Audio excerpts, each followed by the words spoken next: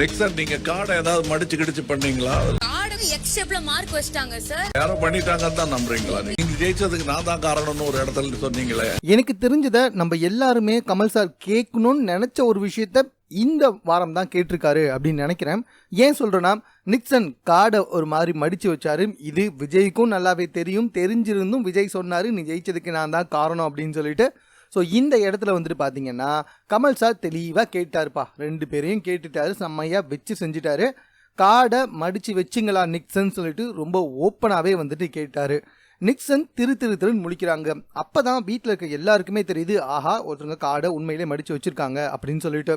அது மட்டும் இல்லை, நிக்சன் ஏதோ சொல்ல வராரு. உடனே கமல் சார் என்ன சொல்லுங்க நிக்சன் அப்படின்னும் கேட்குறாரு. ஒருவேளை நிக்சன் மட்டும் நான் இல்லைன்னு சொன்னால் குறும்படம் போடுறதுக்கு கமல் சார் ரெடியாக இருந்திருக்காரு. அதனால தான் ஓப்பனாகவே வந்துட்டு நிக்சனை அட்டாக் பண்ணி பேசி அவரை கை நீட்டி கேட்கவும் செஞ்சுருக்காரு. ஸோ இன்னைக்கு எபிசோட் செம்மையாக போகுன்றதுல டவுட்டே இல்லை.